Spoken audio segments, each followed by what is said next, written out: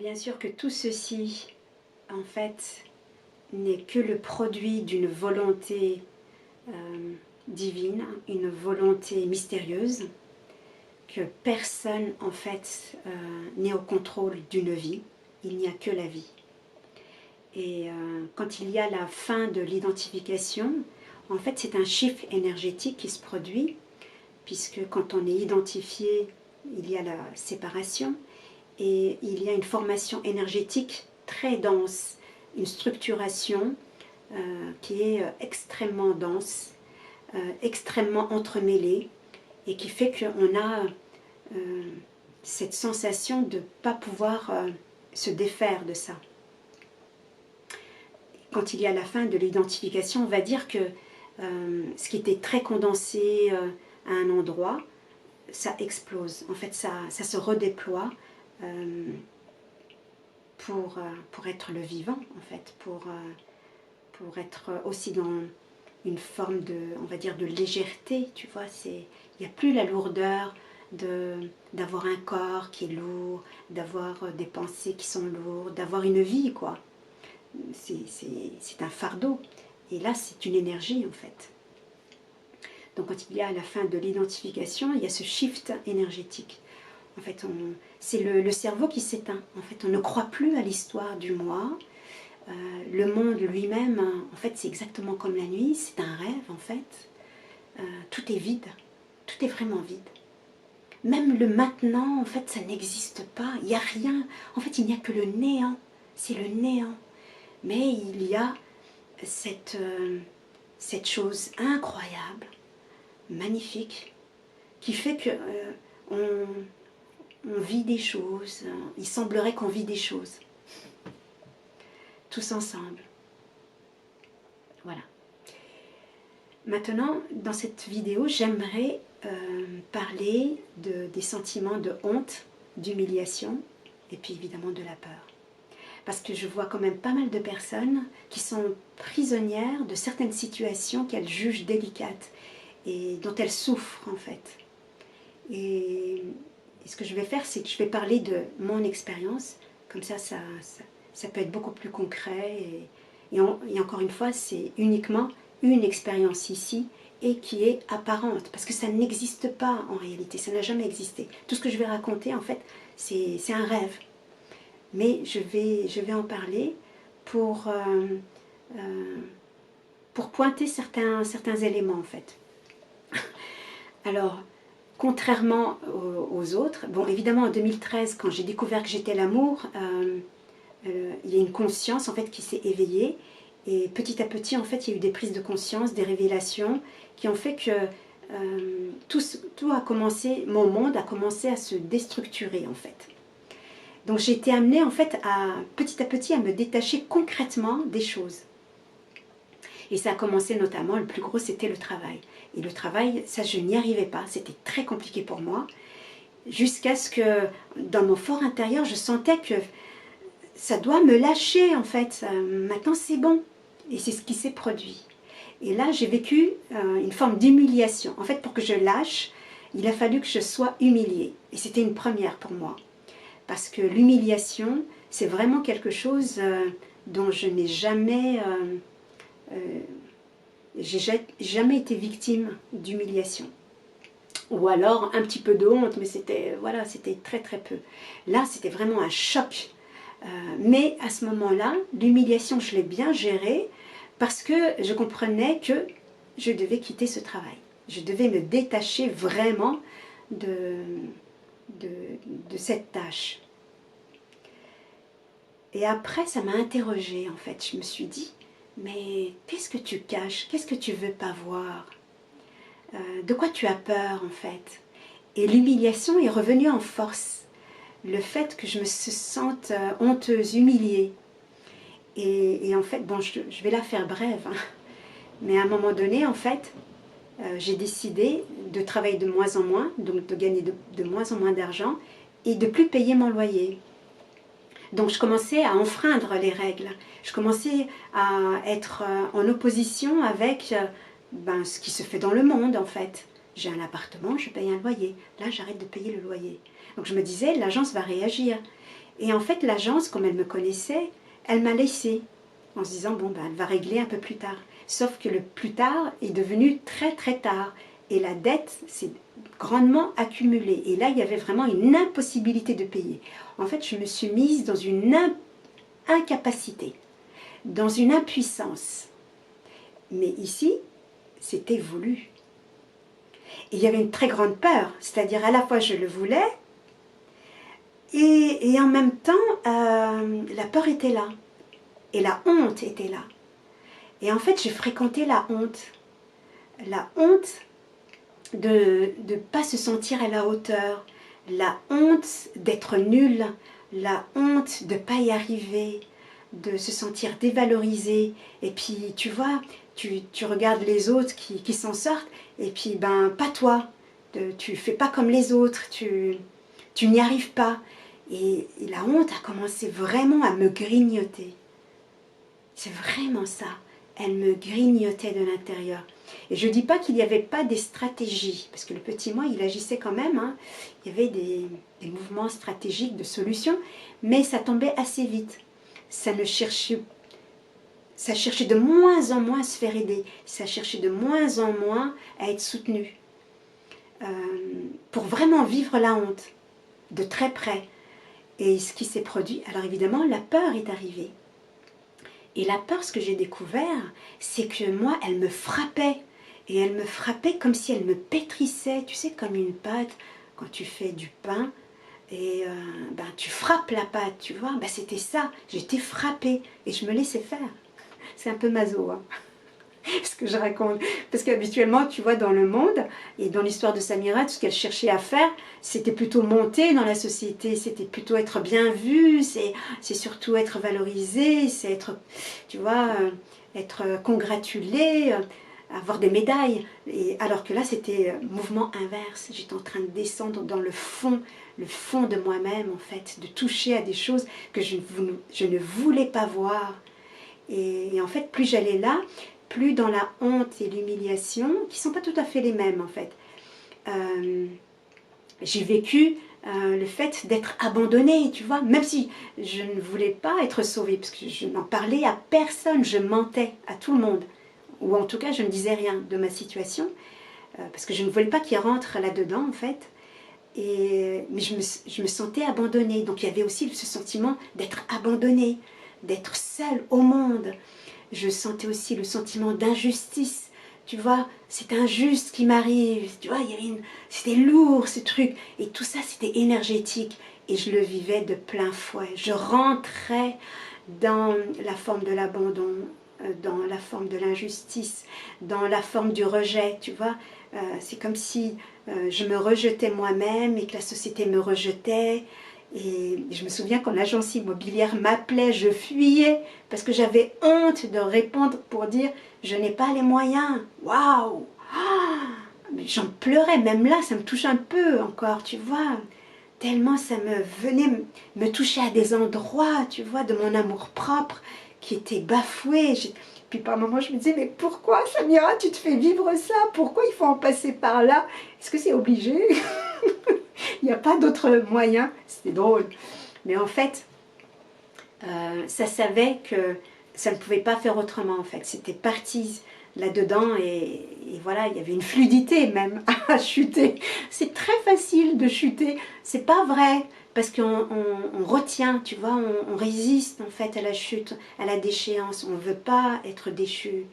On veut être quelqu'un, donc quelqu'un de respectable, je veux dire quelqu'un qui a de la valeur, quelqu'un qui a une dignité. Puis j'ai rencontré ce phénomène de qu'est-ce que c'est que cette histoire que l'homme doit défendre sa dignité, tu vois. Donc il y a une volonté de sa part, en chacun, ici en Samira, de défendre sa dignité. Et puis là, ben, je l'ai envoyé balader cette volonté. Donc il n'y avait plus de dignité. Donc après, je me sentais indigne et ça pleurait, tu vois, en moi, parce que j'étais en train de quitter un truc qui était fondamental pour moi, une valeur mais énorme pour moi. Je me disais, mais si je quitte ça, c'est l'horreur. Il n'y a plus rien alors, il n'y a plus rien. Et ça tremblait, ça avait peur, ça se révoltait un peu. Tu vois, c'était comme une guerre intérieure en fait qui se déroulait. Et je tombais là-dedans. Donc la honte, c'est c'est de ne pas pouvoir faire face, tu vois, de se sentir inférieur en fait, que l'autre est plus grand que toi, lui il s'en sort, mais toi tu t'en sors pas ma belle, tu t'es foutue. Donc, et puis il y avait un truc à l'intérieur de moi, une part de moi qui disait oui mais en fait si on peut, hein, vraiment si on voulait, bien sûr Samira, elle avait plein de capacités pour rebondir, hein, mais là non, cette part-là, je lui donnais pas la parole. Je lui disais oui on sait, je lui parlais, je lui disais oui on sait, mais on va rien faire, tu te tais. Et en fait ça a pris cette part-là, qui est très volontaire, elle a appris à se taire. Parce que de toute façon à un moment donné elle a compris que c'était foutu quoi, tu vois. Elle me disait de toute façon tu veux mourir. Ok, je te laisse si tu veux mourir. T'es vraiment misérable, t'es vraiment nul. T'as vu tout ce qu'on a fait pour en arriver là, mais c'est l'horreur. Toutes les études que tu as fait, tout ce travail que tu as fait pour être quelqu'un, et là tu fous tout en l'air. Et je tombais là-dedans, voilà, dans la honte de moi-même, que je ne valais rien, que je perdais ma valeur en fait. Et dans l'humiliation aussi, de me sentir humiliée. En fait, l'humiliation, c'est, je me sentais à un moment donné ne plus faire partie du monde. Tu vois, j'étais comme un rebut de la société. Tu vois, j'étais écartée du monde. Tu vois, les gens, ben voilà, ils ont un travail, ils doivent travailler, ils doivent gagner de l'argent pour subvenir à leurs besoins, pour payer un loyer, etc. Et moi, non, ben non, j'étais hors la loi quelque part. J'étais hors du monde, quoi. Donc j'étais un peu comme ces clochards. D'ailleurs, j'ai réalisé même que des années avant, j'étais très intriguée par les clochards. J'étais pas trop par les SDF, parce que les SDF, on va dire, ils subissent, quoi, mais plutôt par les clochards qui ont vraiment, on dirait, fait ce choix, tu vois, de vivre cet état. Et je me sentais à ce moment-là proche d'eux, proche d'un clochard. Et il y avait une part en moi qui ne voulait pas, qui refusait ça, qui n'acceptait pas ça, parce qu'il y avait un sentiment en même temps de grandeur qui était là, tu vois. Et du coup, après, j'ai commencé à voir les clochards comme des grands, comme des rois en fait. Tu vois, donc en fait, les choses dans ma tête s'inversaient. Ce que je voyais avant comme de la merde, on va dire, tu vois, des gens, les pauvres, ils n'y arrivent pas, ils sont foutus, ils ne comprennent pas comment fonctionne la société, ils n'ont pas les moyens. Là, je les voyais comme des dieux, en fait, des dieux vivants. Donc cette humiliation, voilà, le fait d'être éjecté du rang de la société, de ne pas être en mesure d'eux, de ne pas être en capacité d'eux, d'être... j'étais dévaluée, quoi. Il n'y avait plus de valorisation, je ne pouvais plus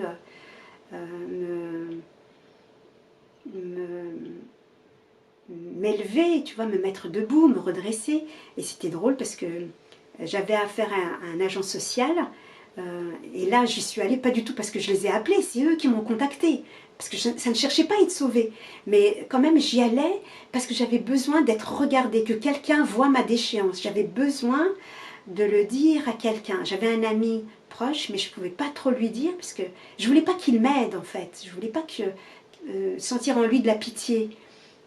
Mais quand j'allais voir cette agence sociale, elles, comme elles me regardaient, alors elles sont des pros, donc elles ne vont pas s'appesantir, mais quand même, je voyais qu'elles voyaient en fait la forme de déchéance dans laquelle j'étais. Et je pouvais sentir cette forme d'humiliation. Et quand j'étais dans la salle d'attente, il y avait d'autres personnes qui étaient dans cet état.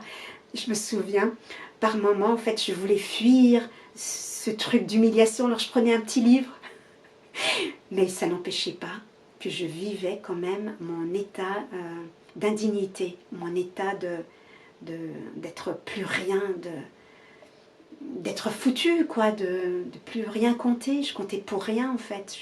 Je ne valais rien. J'étais plus rien, en fait.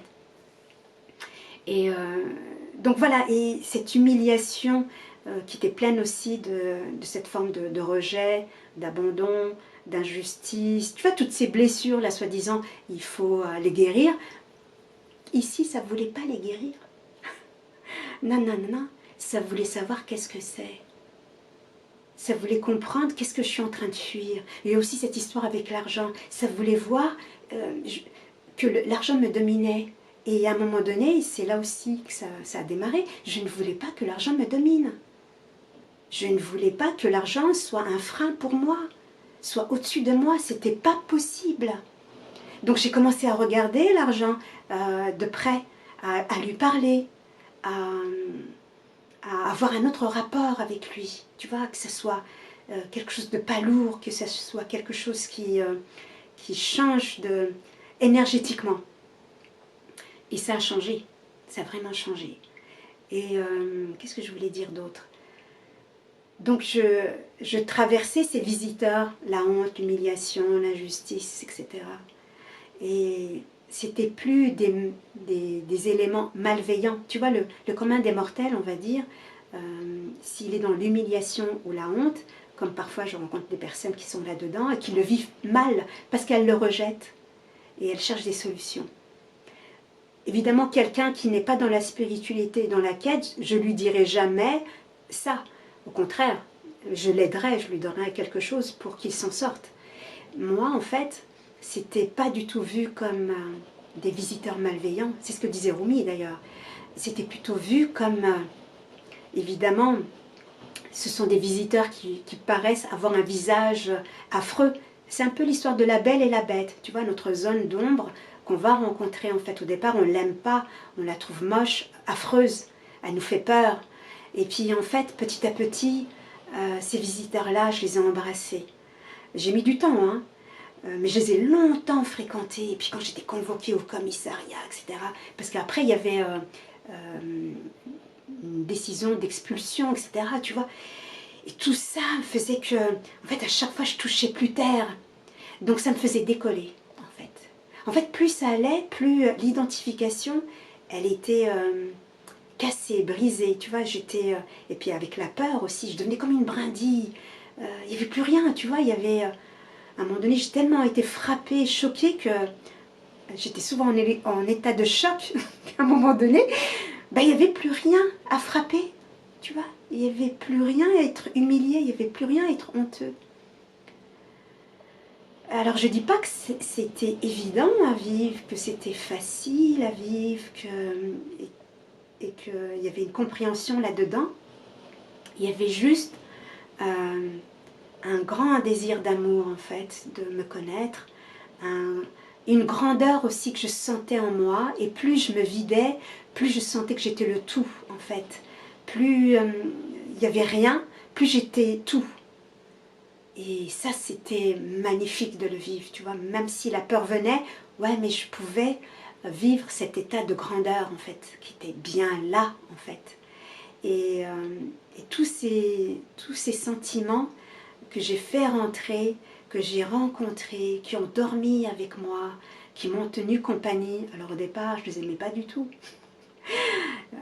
Ça me faisait très peur. Et en fait, plus je les rencontrais, plus en fait j'ai découvert un autre visage. C'est un visage d'amour. C'était pour m'aider. C'était pas du tout des sentiments, des blessures, on va dire ce qu'on appelle des blessures, pour m'écraser. C'était pour écraser justement le faux. C'était pour abattre ce qui n'est pas réel. Mais tant qu'on cherche des solutions, des stratégies, ou qu'on se lamente et qu'on reste juste dans la plainte et qu'on ne fait pas cet effort, parce qu'il y a quand même un état d'effort là-dedans, moi je dirais que c'était pas un effort douloureux. Il pouvait être douloureux, mais pour moi c'était salvateur en fait. J'avais plus rien à perdre à un moment donné. Puis tu sais, plus tu glisses et que tu vas vers le fond, ben plus tu y vas quoi. Puis ça me rappelait aussi quand je faisais de la plongée sous-marine ou quand j'ai sauté en parachute. En fait, plus on affronte ses peurs, plus on va dans des endroits en fait qu'on ne connaissait pas, c'est là en fait que se trouve la merveille. C'est là que se trouve l'extraordinaire, le prodigieux, tu vois. Quand je raconte ça, c'est pas des mots en l'air, je le vis en fait.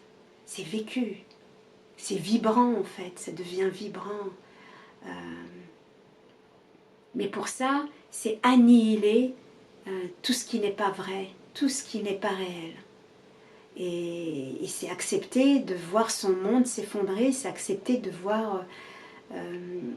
En fait, la peur, dans le fait de fréquenter ces formes d'humiliation et de honte, et là-dedans sont contenus l'injustice, l'abandon, le rejet en réalité, c'est la structure mentale qui est une structure très sophistiquée et très entremêlée en fait. Et la peur, c'est quand cette structure commence à bouger. Elle commence à bouger, pourquoi? C'est quand on ne répond pas à des tentatives j'allais dire de secourage. Oui, je suis celle qui invente des mots. De secours, tu vois, de sauvetage, de sauvegarde. Quand il n'y a pas d'intervention pour venir protéger le système, alors le système est ébranlé. Et c'est ça, en réalité, qui fait peur. C'est vraiment ça. C'est quand ce système-là sur lequel repose l'identification commence à être ébranlé que la peur monte, en fait. Et que des tentatives pour se sauver, pour fuir, pour rétablir l'équilibre, se mettent en place. Mais quand il n'y a plus de tentatives de s'en sortir, comme ici, Samira, elle a arrêté de faire ça, dans sa plus grande folie, et dans sa plus grande joie, elle est tombée dedans, en fait, et c'était fini. La structure, elle va se casser la gueule. Et c'est énergétique, en fait. Et c'est ça qui fait peur, c'est que ce sont des formes d'énergie qui bougent et qui viennent nous terrasser, tu vois. Mais elles viennent faire des trous, en fait, dans cette identité. Elles percent, elles percent. Un tant soit peu, on laisse faire, ça perce, jusqu'à ce que ça tombe, en fait. Il n'y a rien, tu vois, que tu découvres que tu n'existes pas, tu n'as jamais existé, et que ce monde n'est pas réel, que c'est vide, c'est un rêve. C'est indescriptible. Même le maintenant, pour moi, il n'existe pas, en fait. Parce que quand on dit maintenant, il y a déjà le temps. Enfin, je le dis, moi, des fois, hein, qu'il n'y a que le maintenant, c'est vrai. Mais en réalité, même le maintenant, il n'y a pas. Il n'y a que le néant. C'est le néant. Donc, même les problèmes que je pourrais avoir, en fait, comme par exemple de payer son loyer, etc., d'avoir une dette, d'être peut-être... de peut-être être expulsé de son appartement, etc. En fait, ce sont que des choses dans le demain. Mais quand il n'y a plus rien, tu ne restes que à cet endroit, en fait. Donc, il n'y a plus de projection dans les problèmes, en fait. Tu n'es que dans là, l'instant, en fait. Et l'instant, en fait, même que des immeubles, des édifices tombent, ouais, mais toi, tu es là quand même, tu vois. Tu réalises que tu es là. Il y a quelque chose visiblement qui tombe, mais toi, tu es là. Et c'est ça qui est incroyable. Donc, les états de honte et d'humiliation, en l'occurrence, et ceux qui vont de pair, hein, d'abandon, de rejet, en fait, ça conduit à la même chose. C'est de toucher à ce que tu protèges. Et ici, ça voulait vraiment protéger sa dignité. Donc quand je me suis sentie indigne, tu vois, j'ai touché à la forme d'indignité qui m'a fait pleurer. Et ça m'a mis en contact avec l'humanité, même avec les animaux, avec la terre. Et après, j'ai franchi le cap, voilà, qu'il n'y a pas ni de dignité, ni d'indignité. Que ça n'existe pas. Qu'il n'y a pas d'humiliation, ça n'existe pas. Qu'il n'y a pas de honte, ça n'existe pas. Qu'il n'y a pas de peur, etc. Même si en apparence, tout ça peut exister. Mais tu vois, en allant profondément à la rencontre, à vivre vraiment ça, oui, ça demande du courage par contre, oui. Mais c'est pas Samira en fait. Là, tu vois, je disais j'ai fait ci, j'ai fait ça, etc. Mais en réalité, c'est un jeu d'apparence. C'est le rêve où Samira est en train de vivre une déstructuration, une déchéance. Mais ça fait partie du rêve, parce que ce que nous sommes n'est pas concerné. il ne se passe rien pour lui. Pour ce que nous sommes, il ne se passe rien. Il n'y a rien qui se passe. En fait, même quand il y a des choses qui se passent, c'est ça le néant. Mais c'est... En fait, j'ai beau le dire, mais dès que je le dis, en fait, je le casse parce que je le range dans un mot.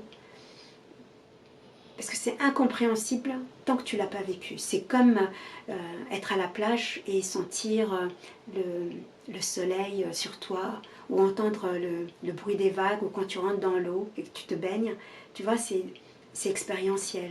Donc tant que tu n'en fais pas l'expérience, c'est vrai que ça peut paraître vraiment du charabia. Ça peut même te faire peur. Mais de toute façon, si tu regardes cette vidéo, c'est que quelque part, t'es mal barré. Hein. T'es parti pour autre chose. Je regarde la caméra si elle enregistre. Donc voilà, c'est aussi pour peut-être aider ceux qui vivent des choses, qui sont sur ce chemin et qui sont traversés par des choses où ils se disent je perds le contrôle. Oui, et tu perds le contrôle. Tu vois, il y a cet effet aussi où cette histoire de fer, elle se casse en fait. Et après tu réalises que rien ne s'est effondré parce qu'il n'y a jamais eu d'édifice en fait. C'est une histoire de fou. C'est vraiment une histoire de fou et de grande sagesse parce que tout ceci en même temps est de l'ordre du merveilleux.